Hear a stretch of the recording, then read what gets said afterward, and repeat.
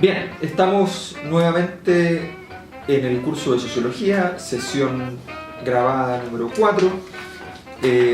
Estamos nuevamente aquí con Francisco Crespo, Carlos Azócar, nuestros miembros del equipo de investigación, y Francisco además ayudante de este mismo curso. Y ante el requerimiento del sindicato vamos a hacer una especie de síntesis de lo que hemos visto hasta ahora.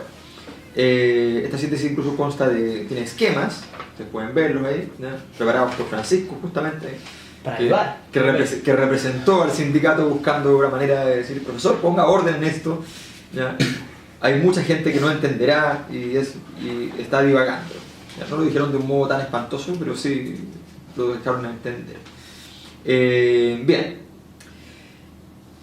nosotros hemos dicho en estas clases que la sociología nace históricamente con la modernidad, pero nace también para entender la modernidad. La sociología trata de entender las sociedades modernas, no es solo una ciencia de la sociedad en el sentido lato del término, no se trata solamente de cualquier sociedad, sino que sus fenómenos más relevantes, más importantes, están relacionados con comprender la sociedad moderna y las características de la sociedad moderna: el capitalismo, el proceso, la ilustración, el desarrollo, los procesos de urbanización, la política moderna, en fin. Hemos dicho que, siguiendo a Jürgen Habermas, que lo vimos con la teoría de la acción comunicativa en su momento, en la introducción, hemos dicho que además la sociología tiene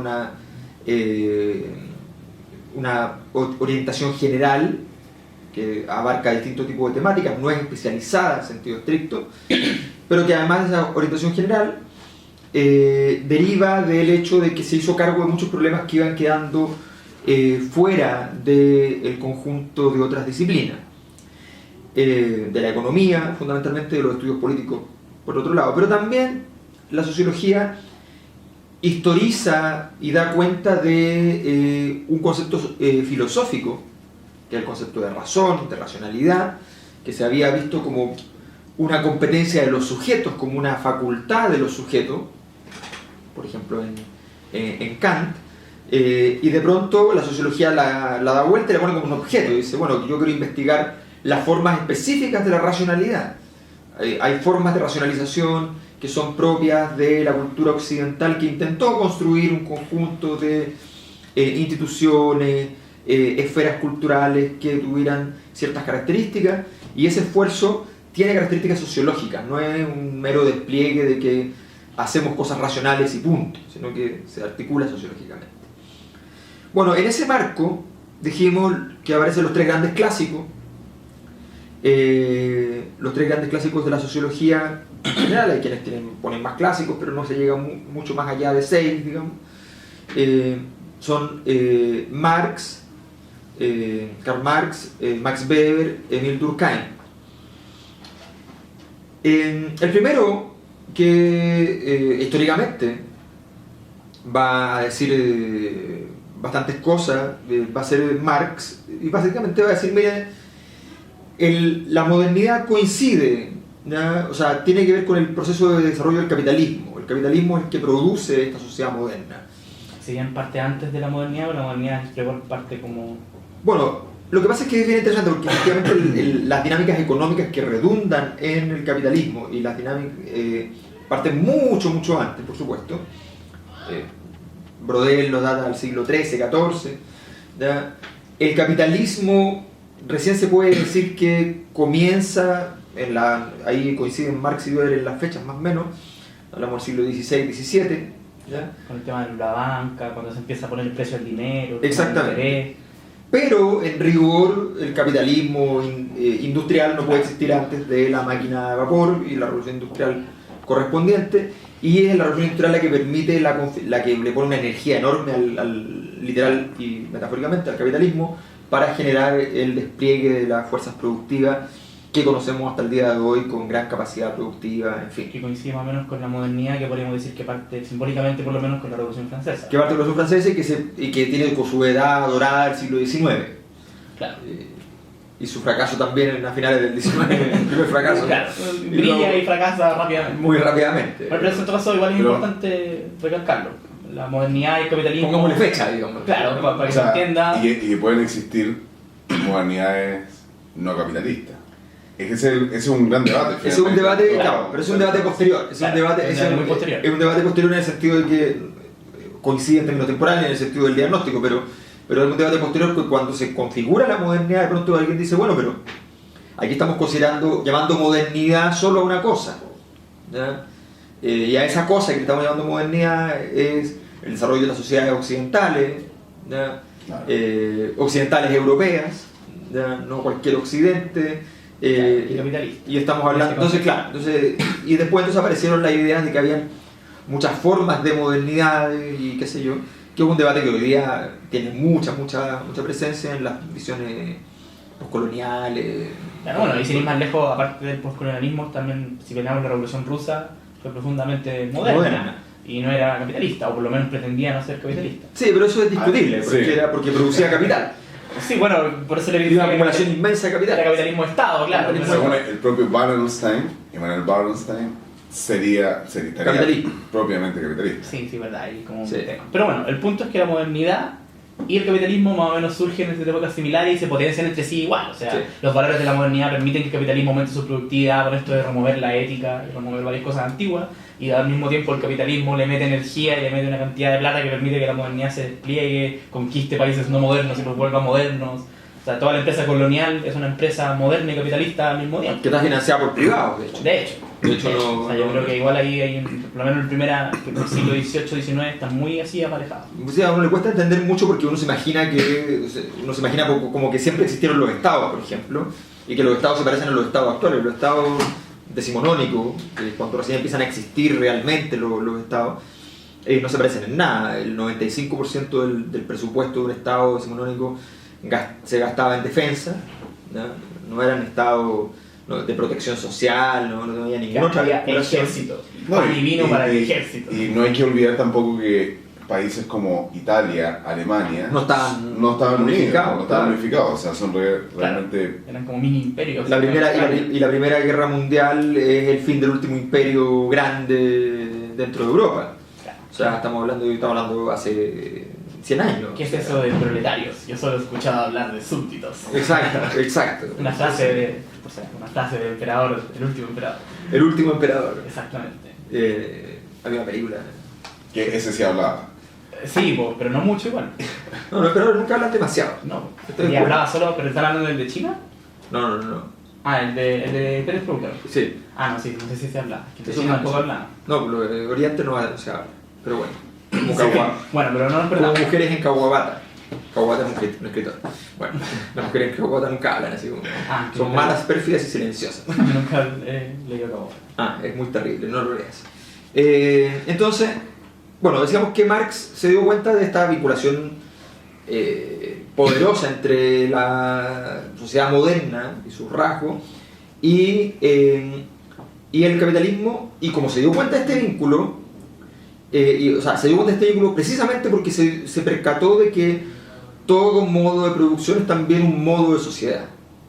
Ya lo vamos a decir con el mejor resumen ejecutivo que conoce la historia del marxismo, que está escrito por el mismo Marx y que es leído en todos los cursos de marxismo, ¿ya? Y con esto se a lo considera largo del mundo. que son, claro, En la Universidad de La Habana. claro, y estos cursos, y resulta que el prefacio a la contribución a la crítica de la economía política de Marx, siempre se considera que estas 2 páginas son suficientes para entender todo el marxismo.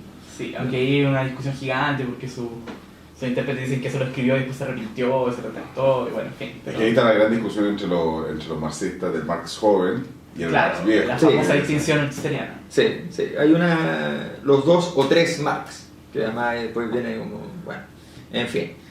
Hay que tener empleo y construir papers, hay que quedarse tranquilo.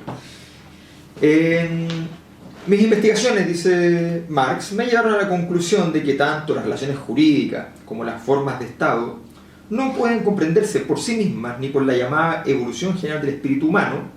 O sea, esto es una crítica a Hegel Y a la ilustración. y a la ilustración, que es pensar, todos los intelectuales de la época decían, bueno, hemos llegado a un fantástico derecho, muy evolucionado, muy sofisticado, con códigos civiles, códigos penales, códigos procesales, formidable, ¿ya? Hemos llegado a una configuración del Estado gracias al desarrollo, ¿ya?, del espíritu humano, de las facultades, de la racionalidad. Hemos llegado gracias a nuestro progreso, ¿ya? Dice Marx, no pueden comprenderse ni por la llamada evolución general del espíritu humano, sino que por el contrario tienen sus raíces en las condiciones materiales de existencia, cuyo conjunto resume Hegel, siguiendo el ejemplo de los ingleses y franceses del siglo XVIII, bajo el nombre de sociedad civil, y que la anatomía de la sociedad civil hay que buscarla en la economía política. Nota al pie también, la sociedad civil, en la época en que los textos eran muy serios, no tenía nada que ver con ONGs, gente con buena voluntad, ¿ya? Grupos menores que no tienen ningún poder e intentan impugnar algún poder más relevante. Eso no era sociedad civil. La sociedad civil era la dimensión económica de la sociedad, fundamentalmente. Esa era la noción de sociedad civil que se utilizaba por entonces. O sea, los empresarios son la sociedad civil, ¿no? ¡Oh! ¡Wow! Es duro. ¡Chan! Y eso lo entiende muy bien la nueva mayoría. Dice, vamos a hablar con la sociedad civil. Y se juntan con los empresarios. A tomar tecito. Porque la nueva mayoría es hegeliana. Lo descubrimos. Que se quede anotado en alguna parte. Sí, hagamos un paper. Carlos, un paper. La nueva mayoría es hegeliana, ¿no? Noción de sociedad civil de la nueva mayoría. Declaración. Me voy a juntar con la sociedad civil. Resultado. Reunión con la gente de la compañía, ¿cómo se llama? La compañía papelera de cartones. ¿Cómo se llama la papelera? CMPC. Manufacturera de papeles y cartones. Es muy importante la papelera en la historia de este país. El resultado general al que llegué, y que una vez alcanzado sirvió de hilo conductor a mis estudios, puede formularse brevemente de la siguiente manera. En la producción social de su vida, los hombres entran en determinadas relaciones necesarias e independientes de su voluntad, relaciones de producción, que corresponden a una determinada fase de desarrollo de sus fuerzas productivas materiales. El conjunto de estas relaciones de producción forma la estructura económica de la sociedad, la base real sobre la que se levanta la superestructura jurídica y política y a la que corresponden determinadas formas de la conciencia social. El modo de producción de la vida material condiciona el proceso de la vida social, política e intelectual en general. No es la conciencia del hombre la que determina su ser, sino por el contrario, es su ser social el que determina su conciencia. O sea, está diciendo, es la base económica de la sociedad, la base real sobre la que se levantan otras estructuras, la que él llama superestructuras, básicamente la jurídica y la política. El modo de producción de la vida material condiciona la vida social, política e intelectual en general. Uno se le ocurren cosas, piensa cosas, elabora cosas intelectuales en el marco de una existencia específica. Es muy difícil pensar que se va a desarrollar, por poner un ejemplo artístico, arte abstracto, ¿ya?, en un modo de producción feudal. No hay muchas posibilidades de que una cosa así acontezca, ¿ya? En cambio, en una sociedad capitalista financiera hay más posibilidades, donde la abstracción es parte de la existencia económica. Es más o menos habitual que uno pueda tener arte abstracto. Como el expresionismo abstracto. Como el expresionismo abstracto, ya comentado. Nuevamente financiado por la CIA. Nuevamente financiado por la CIA, pero eso fue una coincidencia. Una afortunada coincidencia. Una afortunada. Que eso no es un cagüín, sino que es un documento publicado. Los propios artistas lo reconocían. Claro, o sea, por eso... No, y para más son documentos desclasificados. Claro, Estados Unidos ya dijo, sí, lo hicimos. Lo hicimos. Es muy divertido. Claro. Funcionó. Lo pasamos muy bien. No, la razón fundamental en todo caso de ese documento, habrá que decirlo, ya que aparece nuevamente el tema, es que entre los artistas del mundo estaba tomando cierta relevancia el arte soviético, Claro. el realismo socialista. Claro. Y entonces había que combatirlo artísticamente. Quedan todas la Guerra Fría fue siempre así, o sea, era como, Claro. hoy estos tipos tienen un ajedrecista. Tengamos Traigan un ajedrecista. Traigan un computador Pero que que juegue ajedrez. solo hay ajedrecistas rusos. Compren un ruso. Ya llegaba Korchnoi que lo compraron. ¿Ya? Entonces, ya, ahora tenemos un ruso que es norteamericano. ¿Ya? Y después ahora tenemos un ruso que es ruso, no va a dejar de ser ruso, pero ama a Estados Unidos y odia, ¿ya?, el comunismo. Ah, excelente, mejor. Y es joven y es apuesto y le gana a los viejos. Ah, es lo máximo. Y fue Kasparov. Y después llegaron y dijeron, bueno, ¿sabe que Kasparov nos tiene cansado? Hagamos un computador que le gane. Deep Blue. Deep Blue, y le ganó. Y se acabó la ajedrez en el mundo, porque ya nadie le importó, y los computadores le ganaban a la gente importante. Fácilmente, además, así como Listo. fácil. Pura Bueno, materialidad. claro, pura materialidad. Al llegar a una determinada fase de desarrollo, las fuerzas productivas materiales de la sociedad entran en contradicción con las relaciones de producción existentes. O lo que no es más que la expresión jurídica de esto, con las relaciones de propiedad dentro de las cuales se han desenvuelto hasta ahí. Esto es bien importante, el derecho de propiedad, dice Marx, las relaciones de propiedad no son más que la manifestación directa, pero en forma jurídica, ¿ya?, de las relaciones de producción. El tipo de contrato que se arme tiene que ver con la forma de producción que existe. Eso es bastante relevante y revela que el corazón del derecho siempre va a estar en ese sentido en la sociedad capitalista, en el derecho de propiedad. Es ahí el corazón del asunto. En las formas de los contratos, en las relaciones, ustedes piensan en lo que significa un contrato, por ejemplo, es muy distinto un contrato de trabajo a un contrato de una concesionaria. Son formas de propiedad distintas. El propietario que contrata a alguien está contratando una fuerza de trabajo. El propietario que se hace cargo de una concesión de una carretera, lo que está entregándole al Estado es un crédito en forma de... y ese crédito el Estado asume que es una deuda que tiene con este tipo. El tipo le construye la carretera, él se hace cargo de las relaciones de producción, ¿ya? Y el Estado concurre en esa lógica como una deuda. Pero el tipo que es concesionario de una carretera no es dueño de la carretera, no tiene derecho a uso y goce de la carretera. No puede decir, el domingo no funcionará la carretera porque celebro el cumpleaños de mi hijo y haré un asado en la autopista, en el medio de la autopista. No, Tengo muchos invitados, pondré la mesa de T-Club. no se puede, porque está en el contrato, ¿ya? O sea, entonces se configuran, ¿ya? El derecho de propiedad va a representar esta materialidad económica. El argumento de Marx es que las formas de desarrollo de las fuerzas productivas, que en principio son saludables para su propio despliegue, para el despliegue del propio capitalismo, en algún momento se van a convertir en trabas para su propio funcionamiento, que lo que daba vida en un momento va a conducir a las contradicciones, y esas contradicciones a la muerte. La forma en que se lleva a las contradicciones es el surgimiento de clases sociales que están insatisfechas, molestas, ¿ya?, con el orden social. Lucha de clase. El motor de la historia. Lo cual es muy interesante porque también coincide de alguna manera con una contradicción que de alguna manera también Weber identifica. Sí. O sea, cómo un espíritu modificante en algún momento se vuelve contradictorio y termina, o sea, en el caso de Weber digamos, la deriva es distinta, pero también de alguna manera pero una contradicción. Se puede hacer una lectura dialéctica de específicamente la jaula de hierro con respecto a lo que está planteando Marx. Claro, lo que pasa es que el capitalismo lo que nos va a ir invitando a mostrar el conjunto de autores que estamos recorriendo, que son los clásicos respecto a la modernidad del capitalismo, y todos los autores posteriores que han tematizado el mismo problema hasta el cansancio, sin conclusiones definitivas, ¿no? Bueno, ese conjunto de reflexiones en general nos hablan de las enormes tendencias a la contradicción de este orden social. Claro. Posiblemente en todos los órdenes sociales de la historia han habido enormes contradicciones. Claro, y aquí menos sentido para rellenarlas. Pero aquí cuesta mucho más rellenarlas porque las sociedades son más complejas. Y vamos a llegar a un conjunto de cosas que se han dicho aquí de un modo parcial. Carlos mencionó la jaula de hierro, no la hemos mencionado, así que no teman todavía. Vamos a llegar a ella hoy mismo. Bien, sí, tenemos que seguir con el resumen. Está prometido. Tranquilo.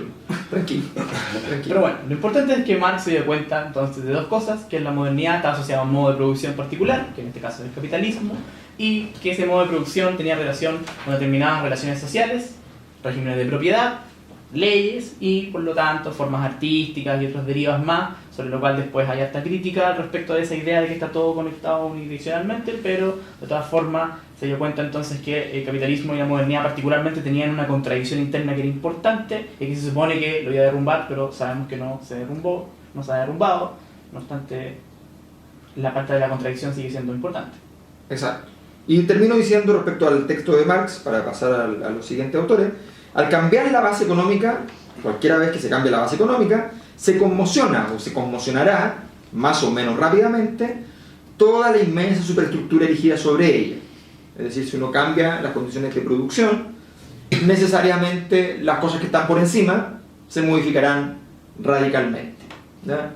Ese es el marco general. Después Marx hace una reflexión respecto a cómo su teoría termina con una predicción histórica de que la burguesía es la última clase social que tendrá poder sobre otra clase, la última gran contradicción de clase propiamente tal, y que se acabará con la historia de la burguesía, la prehistoria del capitalismo, la prehistoria de la humanidad, perdón, y de ahí entraremos en la verdadera historia. Toda una serie de cosas que, como todavía no han acontecido, ya las vamos a dejar para cuando ocurran. Ahí volveremos con Marx. Ahí volveremos con Marx. En segundo lugar, en términos de orden, de fechas, ya Durkheim y Weber más o menos escriben en la misma época, así que no, Marx es claramente el primero. Después entre Weber y Durkheim no hay mucha diferencia. Entonces podemos irnos a Weber, que es más próximo a Marx en términos de registro, digamos. Un tipo que viene de la economía también, pero es abogado, y ya está haciendo sociología en todo caso. Marx no estaba haciendo sociología propiamente tal. Weber sí está haciendo sociología y funda la primera revista en Alemania de sociología. Y se deprime. Mucho. Pero bueno. Sí, pero era muy depresivo, de hecho. Sí, espantosamente. O sea, de hecho, solo escribía entre depresiones. Wow. Así que era muy eficiente, porque además murió muy joven. Murió pasado 50 años. Que, bueno, para la época no era tan joven, pero Durkheim, por ejemplo, vivió muchos años más. Entonces... Que era más calmado. Más calmado, sí. Confiaba que la sociedad iba a hacer todo el trabajo. Cuando Weber estaba deprimido se iba a los países latinos. Pero sabía español, pero... Sí, pero sabía ruso, chino... Sí, sabía un montón de idiomas. Sí. Quiero revisar documentos chinos. Tengo que aprender chino. Aprender chino. Oh, muy bien. Google. Aprender chino. Claro. Curso. Online. Muy bien. Open China. Open Chino sería algo así. Muy bien. Sería un buen aviso ese. Bueno, Max Weber básicamente nos va a decir respecto al capitalismo lo siguiente. Marx nos había dicho: existe un vínculo entre modernidad y capitalismo, y por tanto entre modernidad y desarrollo industrial, ¿ya? Fundamentalmente. Max Weber nos va a decir: en la modernidad no solo cambia el estatus de la producción, también cambia el estatus del consumo.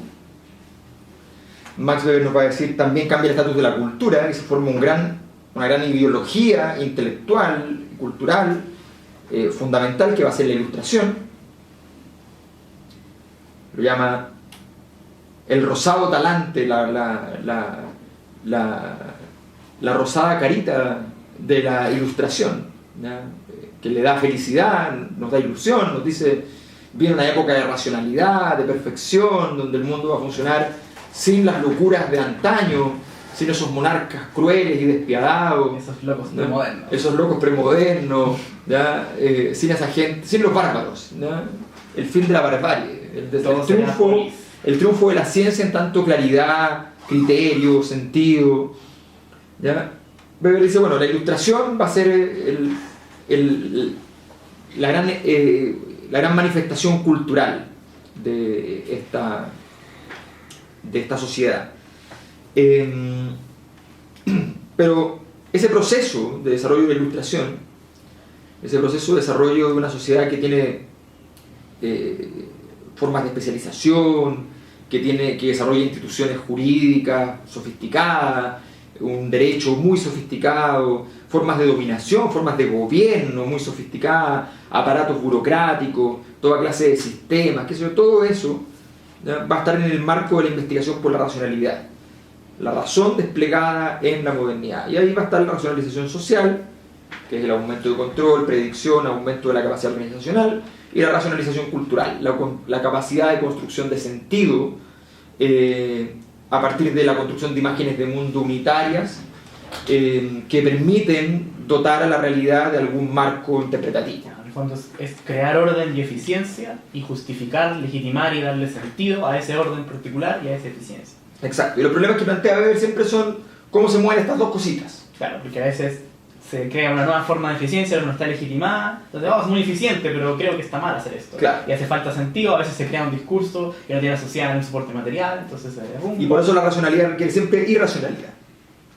Y por eso Weber, que es muy racionalista, al mismo tiempo es el gran sociólogo de la irracionalidad, porque va a meter de hecho a Nietzsche, que es el irracionalista por excelencia, ¿ya? Y va a decir, sin Nietzsche no se entiende ni la modernidad tampoco, porque efectivamente es a través de él, ¿ya? Que podemos entender, por ejemplo, el carisma, a través de él podemos entender la excepcionalidad, el poder, el problema del poder por sí mismo, ¿ya? Un conjunto de cuestiones que entran en ese juego. Sí, es muy interesante en ese sentido saber cómo, claro, la definición específica de dominación que hace Weber, que en términos generales plantea que es poder más legitimidad, porque el poder como tal es amorfo, no tiene forma. Claro. Pero al tener finalmente un cariz racional y finalmente al legitimarse se transforma finalmente en dominación, y por lo tanto no puede ser solamente coacción, sino que también existen una serie de elementos que estarían dentro del plano de lo racional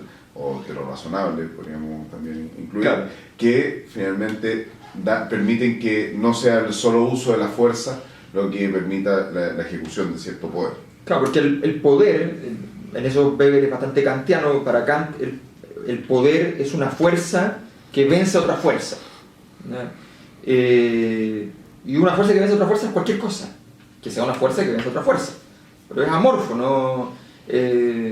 La pregunta es simplemente si la vence. Por eso levantarse en la mañana con frío es un acto de poder. Claro, exactamente. Una fuerza de voluntad venciendo las condiciones materiales. Exacto. Cosa que Kant tenía muy claro. Hay unos escritos donde dicen que lo que más le costaba era levantarse, y que tenía a uno de sus empleados que únicamente se dedicaba a levantarlo.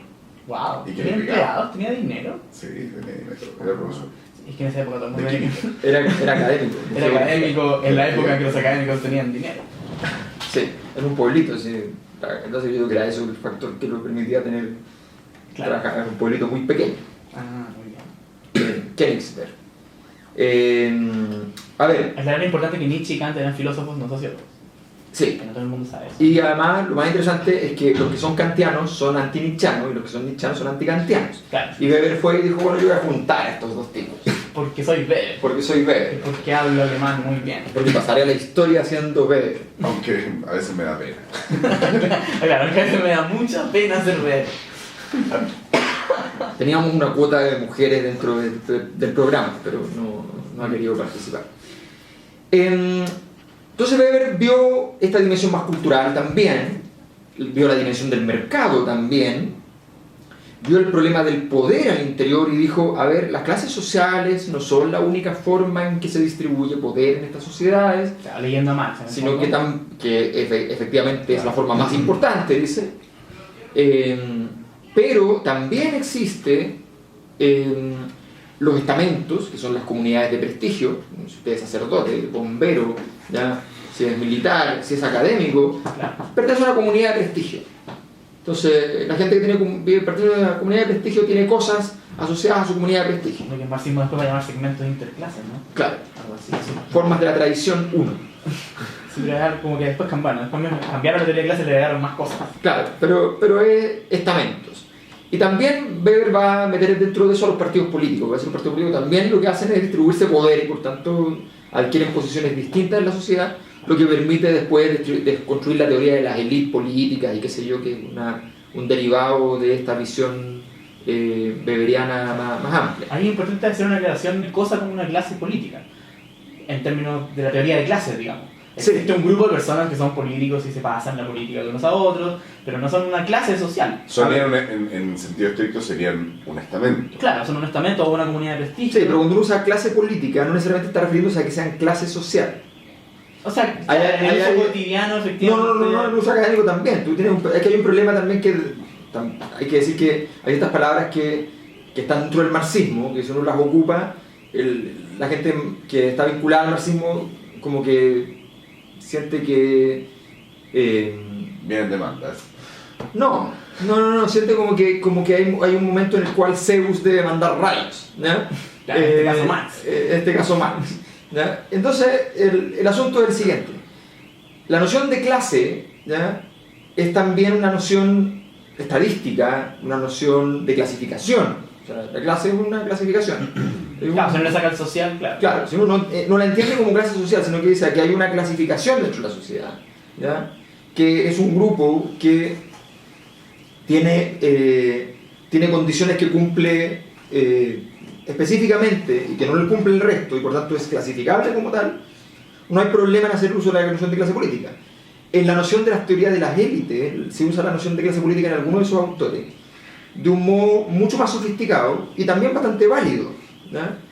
Ahora, desde el punto de vista de las teorías de la teoría de las clases sociales, evidentemente la clase política no es una clase social, o sea, no pertenece a las teorías de las clases sociales. O sea, ellos pertenecen a una clase social, Sí. pero no son en sí mismos como políticos una clase social.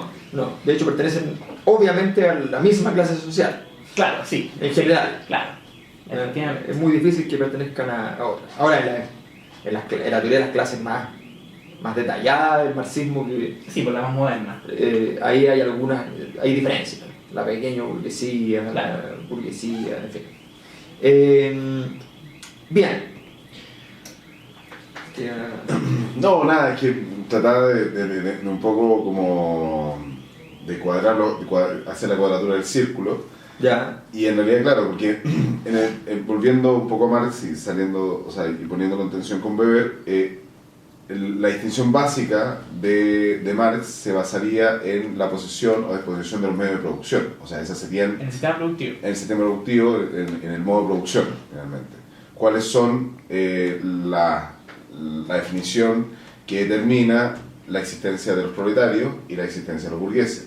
Y estas clases intermedias, que son justamente las clases medias, tan importantes hoy en día en Chile, Claro. que vendría a ser la pequeña burguesía, que tiene justamente como, o sea, siendo muy tosca la definición, la propiedad de los medios de producción y a la vez también son ellos los mismos que se explotan, digamos. O también tienen esta característica de ser profesionales liberales.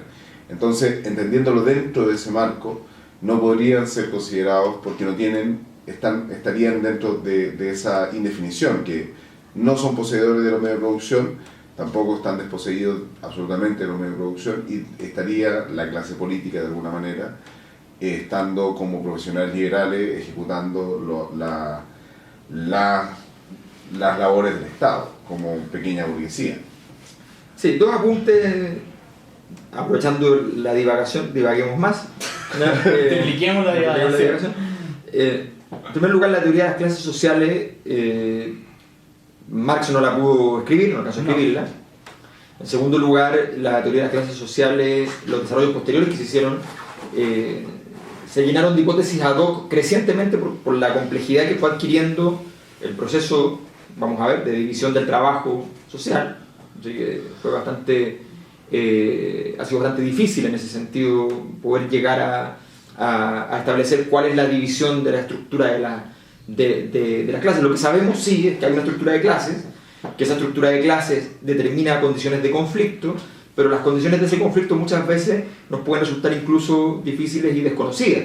O sea, cuando el capitalismo permite que dos personas que están haciendo el mismo trabajo tengan regímenes de contrato tan distintos como el trabajador minero contratado y el subcontratado, obviamente, y les da un casino a uno y un casino a otro, un baño a uno y un baño a otro, ¿ya?, produce una lucha de clases entre ellos que son de la misma clase, entonces se producen una serie de complicaciones extrañas y complejas, ¿ya?, que han hecho más difícil la teoría de las clases sociales crecientemente, y se llenó la teoría de hipótesis ad hoc, lo que siempre se considera algo malo.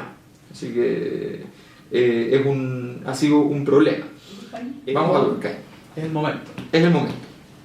Hemos dicho con Marx cosas, hemos dicho con Weber cosas, y no hemos dicho con Durkheim todas las cosas que tenemos que decir. En su desesperación, Panchito ayer dijo, momento, ¿por qué no podemos hacer un resumen? ¿Ya? Entonces tenemos una serie de textos con resumen, pero Pancho hizo un resumen tan bueno, tan extraordinario, que lo anotó aquí, ¿ya? Me pasó una hoja, me dijo, escribe. Escríbelo, ¿ya? Y yo le dije, Bueno. te lo voy a robar, y después dije, no se lo voy a robar, le voy a decir que lo diga él, dilo. Wow, no estaba preparado para esto. Necesito torpedo. Torpedo. Bueno, es importante decir que Durkheim es el fundador de la sociología moderna, como la conocemos hoy, con su libro Las reglas del método sociológico. Básicamente Durkheim propone, desde el punto de vista científico, digamos, podríamos decir que si bien él no crea el término sociología, construye la disciplina y le da un objeto. Dice, la sociología se va a diferenciar de todas las otras ciencias porque tiene un objeto que es distinto, al cual él le pone hecho social. Bueno, en el curso anterior ya vimos más o menos lo que era un hecho social, ¿no es cierto? Consiste en una unidad de análisis, la unidad de análisis mínima de la sociología, ¿no es cierto?, que se caracteriza por ser principalmente constrictivo. O sea, es algo que no está bajo el control de los sujetos, ¿no es cierto?, y que además los constriñe, o sea, los obliga, los limita, ¿no es cierto? Y esta constricción no es necesariamente manifiesta, sino que se manifiesta solo en la medida que alguien trata de ir contra un hecho social. O sea, cuando uno trata de salirse del hecho social, el hecho social te dice, a ver, no, de vuelta.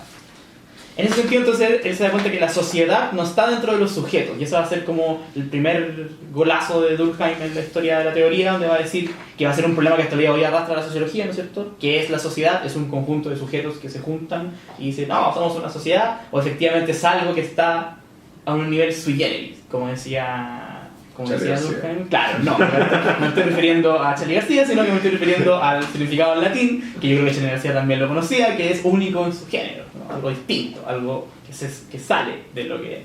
En ese sentido, la sociedad para Durkheim era sui generis a los sujetos, o sea, no pertenecía al conjunto de sujetos, sino que era algo que estaba fuera de ellos y los obligaba a hacer cosas. En ese sentido, un hecho social solo puede ser explicado por otro hecho social. En ese entonces, habiendo dicho eso, en el fondo le crea un objeto, le crea un método, que es observar y sistematizar los hechos sociales, ¿no es cierto? Le crea una epistemología y una ontología, o sea, ¿qué es, en el fondo, ontológicamente la sociedad? Lo que va a desatar un debate, ¿no es cierto? Y generalmente la gente también tiende a ordenar a Durkheim y a Weber como opuestos, que no es tan cierto, pero hay un cierto canon que dice que Durkheim era estructuralista, no en el sentido levi-straussiano del término, sino en el sentido de que consideraba que la sociedad era una cosa fuera de los objetos, mientras que Weber era agencialista, o sea, consideraba que la sociedad estaba, o la importancia de la sociedad, de lo social, estaba en comprender la razón, la racionalidad de las acciones de los sujetos. Esa oposición no es tan cierta en la actualidad, o sea, si uno hace una relectura de Weber, no podemos decir que Weber es un agencialista. No, pero... porque hay muchos agencialistas ahora. Además, sí, además. y muy intensos. Claro, entonces si nos comparamos con los agencialistas actuales... Pero hay más agencialistas que Marx y que Durkheim. Sí, claro, porque... Ese es el punto. Claro, o sea, si queremos ordenarlo en la curva, estaría Marx como totalmente casi nada de agencia, a pesar de que tratan de reivindicar la agencia en Marx, pero en verdad no. complejo. Durkheim entre medio, y por último, digamos, Weber. Bueno, por eso también lo vimos en el curso pasado, así que pueden repasar ese detalle. Apuntes, busquen sus cuadernos. Claro, por ahí debe estar. Bueno, Durkheim plantea dos conceptos que van a ser importantes en la sociología. Primero, el concepto de división social del trabajo, que en el fondo podríamos decir, si ordenamos cronológicamente el desarrollo teórico de la sociología, profundiza un poco más o dota de contenido a la idea de relaciones sociales de producción de Marx. O sea, Marx dice el modo de producción tiene determinadas relaciones sociales de producción que van a generar determinadas cosas. Durkheim se da cuenta que ahí podemos hablar de división social del trabajo. La división social del trabajo, por supuesto, existe desde antes del capitalismo. Principalmente, va a decir Durkheim, la primera división social del trabajo se daba entre hombres y mujeres, ¿no es cierto? Cosa que también la antropología ha notado que no era tan así como se creía, porque había cruces de trabajo, pero el canon, la época en que se escribe este texto, es que en las sociedades tradicionales las mujeres se dedicaban a determinadas actividades, ¿no es cierto? Principalmente el cuidado de la familia, el cultivo, la recolección, y los hombres se dedicaban a cosas como la caza, la construcción, la exploración, que como digo no era tan así, pero por lo menos había división sexual del trabajo. Pero con la llegada de la modernidad y con la llegada del capitalismo, entonces, esta división social del trabajo se empieza a incrementar. Empieza a haber especializaciones, ya lo hemos comentado, ¿cierto? La única sociedad que tiene un nivel donde, por ejemplo, tenemos especialistas en pigmentación de vertebrados menores, y el tipo es especialista en la pigmentación de los vertebrados menores, ahí está, yo soy especialista en esto y nada más, y no tengo idea, y te preguntas por los perritos, y él, no tengo nada idea de perritos, yo sé de pigmentación de vertebrados menores, ahí está. Ese nivel de especialización se da, ¿no es cierto?, en nuestra sociedad, y eso entonces genera una tensión. ¿Una tensión en qué? En el segundo concepto importante de Durkheim, que va a ser la solidaridad. Solidaridad, como comentó el profesor en la otra sesión, no se refiere, ¿no es cierto?, a la caridad, no se refiere a la preocupación por el prójimo en Durkheim, sino que se refiere a la idea de que existe algo que conecta, que une, ¿no es cierto?, por un principio de cooperación, le van a llamar después los lingüistas, de hecho. La idea de que para interactuar en sociedad tenemos que estar efectivamente dispuestos a interactuar con un otro sujeto y coordinar nuestras acciones de la manera que hagamos las cosas juntos, para que todos obtengamos algún beneficio. Entonces se da cuenta que existen dos mecanismos de solidaridad. La mecánica, que se daba en las sociedades tradicionales, donde la división social del trabajo era baja, y siendo baja, entonces, la gente, entre comillas, se parecía, hacía lo mismo, las tareas eran intercambiables. Una persona que se dedicaba a fabricar armas, por ejemplo, bueno, la especialización siempre fue en aumento en general, pero se supone que en las primeras sociedades, un sujeto que se dedicaba a hacer herramientas para la agricultura podía fácilmente pasarse a hacer armas porque era más o menos lo mismo, y podía enseñarle a otro a hacer algo similar porque las cosas tenían una complejidad que no era muy alta. En ese sentido, la sociedad tenía pocas actividades y se generaban lazos de solidaridad de forma mecánica. Todos más o menos nos parecemos, entonces básicamente cooperamos. Mientras que en las sociedades más complejas, como existe tanta división social del trabajo, se genera el hecho de que las personas dependen mucho de la actividad de otros.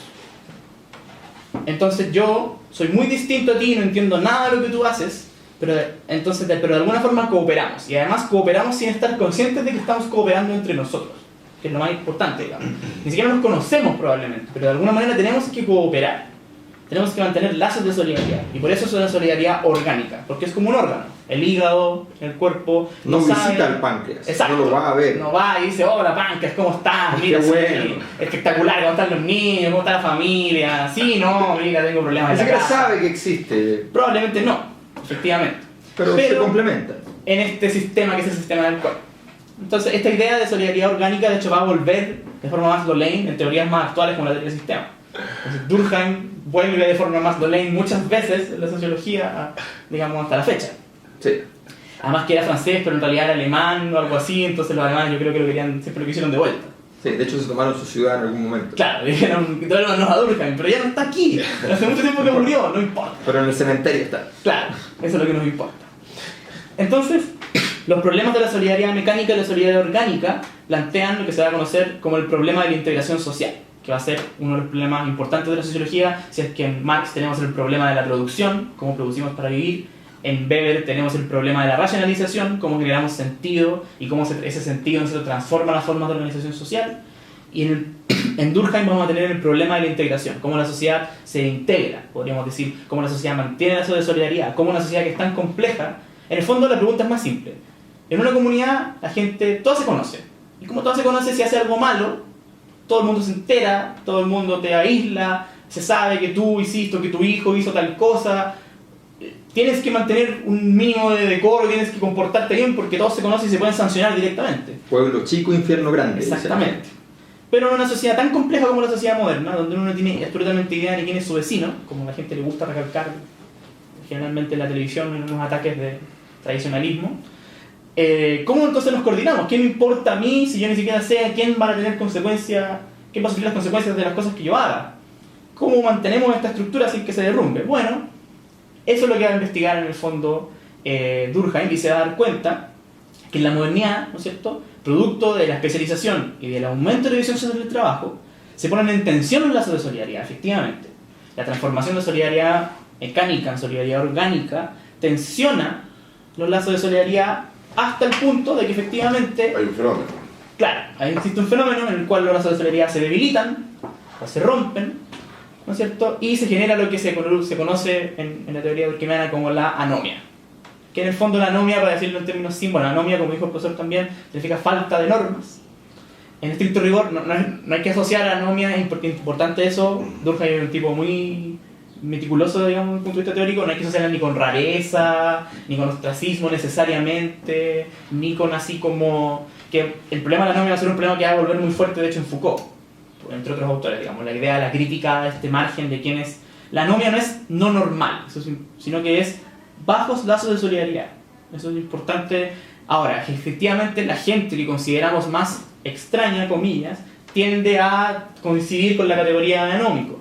Pero hay muchos anómicos que no son extraños. Exacto, pero existen muchísimos anómicos que no Por ejemplo, cuando uno no va a votar, dice, pero la gente que no vota, pero por un argumento así como, ¿para qué voy a ir a votar si otros van a votar y mi voto no alcanza a pesar nada? Claro, eso es anómico. Eso es anómico, en Durkheim eso es pura anomia. Ahora, no cualquiera que no vota en la lógica anómica, se puede no votar no siendo anómico. Claro, pero básicamente la anomia en Durkheim, sobre todo cuando él parte de la investigación, también genera mucho malestar social. O sea, este malestar de la modernidad, que después va a ser explorado más por el psicoanálisis, va a ser a nivel más individual, pero en el término de Durkheim, de hecho, por eso es que él desde la anomia va a investigar el suicidio, desde la anomia de la integración social va a investigar el suicidio, por ejemplo, que se consideraba un fenómeno psicológico, y Durkheim dice... No, y fíjate que hay una cosa muy interesante, porque él va a decir, el malestar, el primero que investigar el malestar de la sociedad capitalista, efectivamente, como fenómeno de malestar, va a ser Durkheim. Sí. Y va a decir, el malestar se va a expresar, por un lado, por ejemplo, en la forma del suicidio, en términos de una manifestación que parece ser psicológica, pero también en una manifestación que parece ser política, dice, que es el socialismo. El socialismo también es malestar social, claro. Es otra forma de suicidarse. Claro. O sea, Marx había llegado al malestar, pero del síntoma, del claro. Bien, vamos a aprovechar entonces de hacer una pequeña lectura a propósito de Durkheim de Robert Merton. Robert Merton es uno de los grandes sociólogos norteamericanos, seguramente el segundo más connotado después de Talcott Parsons, uno de los herederos de la escuela también de Parsons, con bastantes diferencias, un gran metodólogo además. Y como teórico él, bueno, escribió varios libros relevantes, pero aquí tengo un pequeño artículo que él escribió sobre el texto de la edición del trabajo social de Emile Durkheim, y hace un resumen que me parece que ayuda bastante a complementar lo que el ejercicio que acaba de hacer Francisco. Dice, la fuente de la vida social es, según Durkheim, la similitud de las conciencias y la división del trabajo. La fuente de la vida social es la similitud de las conciencias y la división social del trabajo. ¿Ya? La primera es más evidente entre las sociedades primitivas, la similitud de las conciencias, en las que la solidaridad mecánica puesta de manifiesto por la ley represiva prevalece. O sea, son todos más iguales, ¿ya? Precisamente porque hay una especie de ley que obliga, que conduce a que todos nos comportemos de un modo mucho más homogéneo. La segunda es propia de las sociedades avanzadas, en la que se manifiesta una mayor densidad dinámica y en la que las reglas jurídicas definen la naturaleza y las relaciones de la función. A la medida en que la moral pierde capacidad para poder hacer que todos nos comportemos en el orden y que nuestras conductas son, por definición, cada vez más diferentes y por tanto hay mayor presión hacia el desorden, lo que tiene que existir es un mecanismo de control y regulación mucho más sólido, mucho más rígido, ¿ya? Que garantice el orden. Y el derecho surge para hacer esa garantía. El derecho está fuera de la relación cotidiana. Está en tribunales, está en documentación emanada por organismos legislativos, está garantizado por el Estado, está fuera, no es moral. ¿Ya? La presión fundamental de la solidaridad mecánica va a ser una presión moral. En la solidaridad orgánica la presión fundamental es una moral resultante del hecho de que hay una garantía para el orden. Al combatir el individualismo y basar la existencia de las sociedades sobre el consenso de las partes, Durkheim refuta su énfasis positivista que niega la relevancia de los fines en el estudio científico de la sociedad. En su discusión de los fines sociales hay una tendencia antimecanicista latente. La teoría del desarrollo unilineal está basada sobre ciertos datos etnográficos que él ha construido. Puede decir Merton que son datos etnográficos que a la luz de 40 años después de que fue publicado los libros de Durkheim son más o menos deficientes. Tú algo dijiste también de que los datos antropológicos de Durkheim no, son discutibles al menos. Sí, su teoría del tótem es bien discutible. Claro, son discutibles al menos con posterioridad. Entonces, y asume la ausencia de división del trabajo en las sociedades primitivas, ¿ya? y asume también que hay poca solidaridad mecánica o nula entre las sociedades modernas, cosas que también son discutibles. Claro, ¿ya? ambos dos. Pero evidentemente, ¿ya? Ese es el esquema general que en lo grueso sirve bastante para describir estos dos estadios, un estadio mucho más conservador, más homogéneo, y un estadio más, más móvil, mucho más tendiente a la transformación. Respecto a la idea, respecto a la idea de hecho social que tú habías señalado, también debemos decir que se suele establecer a partir de este libro, Las reglas del método sociológico con Durkheim, que el hecho social es básicamente externo al individuo, o sea, no está en nosotros, ¿ya? Viene de afuera, es coercitivo, lo que significa básicamente que nos obliga a hacer cosas y es más fuerte que nosotros, y cuando uno dice, no me importa el qué dirán, en realidad Sí le importa. sí le importa. O sea, Directa o indirectamente. Solo por mencionarlo ya le importa. le importa tanto que de hecho dice no me importa el que dirán, pero sabe que hay una cosa que es el que dirán, que no es la cosa más coercitiva de todas las que se podrían ocurrir, porque la verdad es que las cosas que vienen de afuera, Después puede ser, viene la ley. digamos, la ley, que es bastante coercitiva, digamos, no me importa la ley tampoco, es muy cierto, ¿no? En fin. Y el hecho social es independiente, ¿no? Y es general, no es algo que uno diga, suprimiré los hechos sociales en esta sala, ¿no? A menos que sea un rito. A menos que sea un rito que efectivamente es la vulneración del hecho social por excelencia, O la inversión. es la inversión del hecho social, en rigor, sobre todo los ritos festivos, Carnaval de Río. el carnaval de Río. Muertos aplastados. Y a nadie le importa. Y a nadie le piensa en importa. tener el carnaval tampoco. O sea, Pero la gracia justamente de la fiesta es subvertir la norma Sí. para restablecerla. Y potenciarla, claro. Para echarle bencinita. problema. Claro. Bien, tenemos entonces más o menos el marco general de todo esto comprendido, el problema de la... Y el señor Habermas, entre otros, pero el señor Habermas va a ser muy explícito en este punto, va a decir, esta portada es muy interesante, ¿eh? La teoría de la acción comunicativa tiene esta portada, por favor, la cámara me la muestre, ¿ya? Es un tipo apoyado en una mesa, durmiendo, con su sombrero, un cigarro encendido y un whisky al lado. Y una torre de cartas. Claro, es como que le dijeron al tipo, hazle una portada a este libro, y el tipo dijo, bueno, voy a leérmelo. Lo leyó y dijo, bueno, se me ocurre esto. Claro, me quedé dormido, Me quedé tuve dormido. que embriagarme para poder terminarlo, y en la mitad me pusieron una torre de cartas. Me puse a divertir con alguna cosa. Bueno, en este libro, él va a decir que en el fondo es el argumento de Weber, pero lo va a afinar bastante.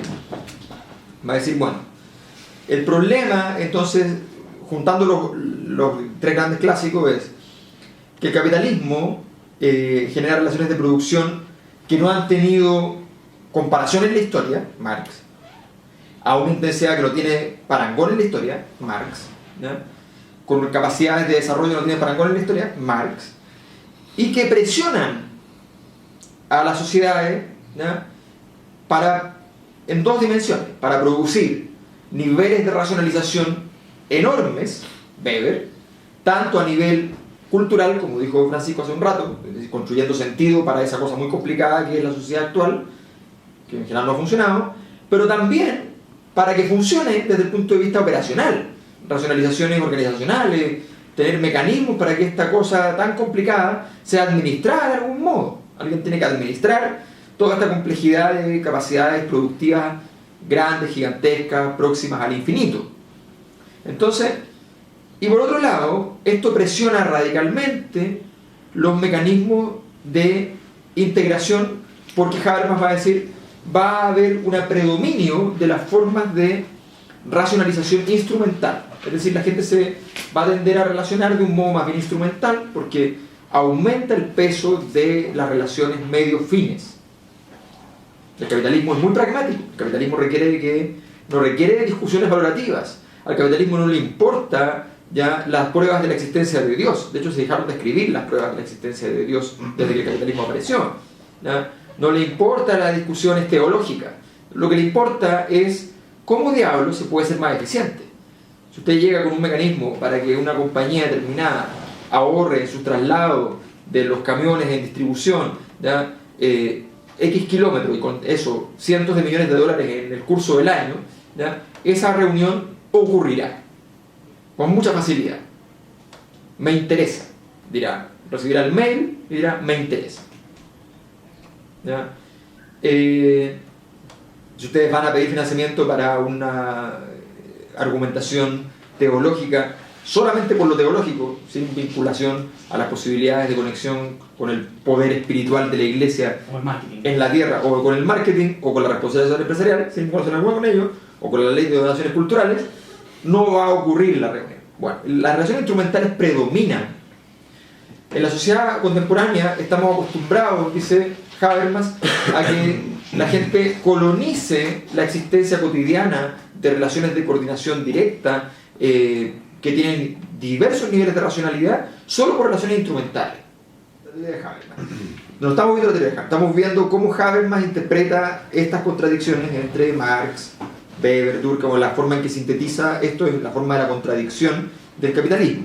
¿Ya? O sea, el capitalismo ha producido una revolución en el desarrollo económico, y esa revolución en el desarrollo económico adquiere formas organizacionales y formas culturales, y esas formas organizacionales y culturales además tensionan, ¿ya?, las formas de solidaridad de las relaciones humanas. Ese es básicamente el escenario. Y es la dimensión de esta contradicción interna, y este es el problema central. O sea, si uno resume la sociología como problema, si uno ve la mayor parte de las investigaciones de la sociología, late de fondo siempre esta problemática. He aquí el corazón de la reforma. El estudio de la sociología, por eso Francisco gusta en decir siempre en todas las clases que la culpa la tiene el capitalismo de cualquier cosa. Yo no digo, usted dice eso, profesor. Bueno, está bien, yo lo digo, pero tú lo resumiste mucho más breve. Entonces, la formulación es tuya. Yo cito la formulación tuya, ¿no? Y entonces esa formulación efectivamente nace porque en la práctica de trasfondo de todo el estudio de la sociología siempre está esta problemática.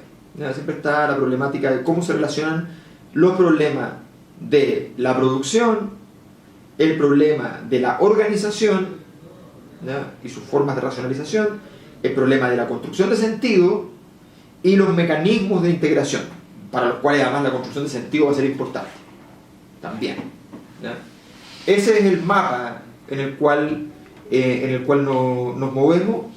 Y en ese mapa es donde uno debe entender las teorías de Max Weber, Durkheim, Marx, y las teorías posteriores que van a ir sistematizando la sociedad contemporánea. Cuando uno fragmenta una mirada de todo esto, normalmente encuentra otras escuelas, corrientes, autores. Eso es importante decir que como al final la ciencia social tiene esos tres, si miramos en términos muy macro, son los troncos o los caminos que al final toma la ciencia social. El camino de la comprensión de la acción mental en términos weberianos, la comprensión del sujeto, la importancia de los mundos de imagen del sujeto, de la simbolización, de las significaciones, la importancia de la creación de sentido, todo eso Claro. Weber. En el caso de Durkheim, ¿no es cierto?, la importancia de las estructuras sociales, la importancia de las leyes, de las normas, del rol, del estatus, digamos, las cosas que no dependen o no parecieran depender directamente del sujeto, pero que lo constriñen, lo llevan por caminos, lo ponen en estructura, Durkheim, y la importancia de la economía. O sea, la economía como de hecho ahora está volviendo mucho a la economía política, que estuvo totalmente desarticulada durante muchos años, digamos, vuelve la idea de como, sí, hay dos cosas que no se nos olvidaron, que la economía no está separada de la sociedad y que la sociedad no está separada de la economía. Claro. Es importante quién tiene el dinero, es importante quién puede producir cosas, es importante quién puede comprar, qué sé yo, medios de producción, es importante saber, digamos, cómo la estructura del trabajo, y ahí se vuelven, en el fondo, y esos tres caminos al final se terminan uniendo en autores como Sennett, mucho tiempo después, pero cómo la estructura del trabajo, ¿no es cierto?, construye subjetividad. O sea, cómo la inestabilidad laboral construye, por ejemplo, un nuevo sujeto capitalista, que sería el argumento de Sennett, por dar un ejemplo.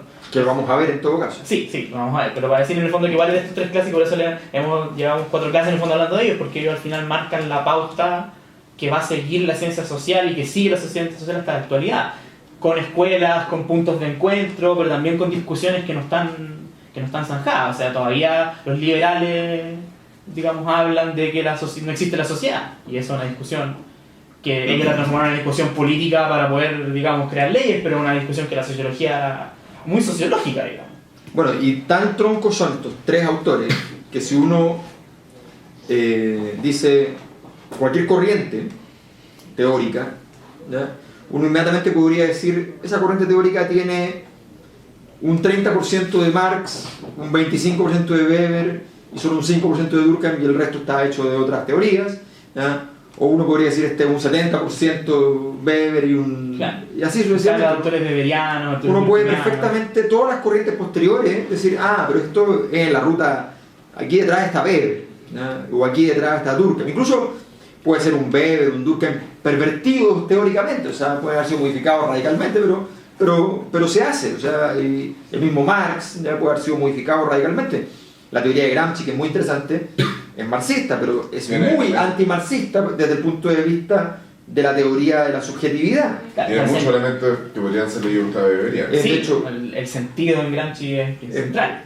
Claro, y es fundamentalmente de corte weberiano, y la idea de que la cultura sí es relevante para las transformaciones productivas, ¿ya? Es weberiana y no es marxista. Por tanto, Incluso el tema de las normas y de la hegemonía también es muy durkheimiano, también se puede leer. pero el objetivo de la teoría, el objetivo político de la teoría es completamente marxista.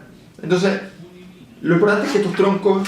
Que es donde está el componente accional de Marx. Sí, en la praxis, sí. En la praxis, claro, que es la parte política. ¿Ya? Claro, Pero un puntito que quería aclarar nada. Sí, Te noté cuando lo dije. Sí, estaba incómodo, estaba Sí, incómodo. y pensé al tiro, la praxis, ya, no lo dije. Ahí. No mencioné la praxis, maldita sea. Sí, bueno, Vigilancia epistemológica marxista. Está bien, está bien. está bien. Bueno, con esta vigilancia marxista terminamos la sesión de hoy. Epistemológica, importante agregar. Nos despedimos del compañero. Nos despedimos de los compañeros aquí presentes. Del camarada. Nos despedimos del compañero director de cine que nos acompaña. Y la próxima clase vamos a... ya damos por cerrado lo que corresponde a la sociología como objeto de estudio, pero todavía seguimos con el capitalismo porque el capitalismo no lo podremos soltar. No. Y aprovechando que fue mencionado aquí, lo mencionó Carlos, anticipándose a los hechos, vamos a ver en la próxima clase el problema del surgimiento, del origen del capitalismo.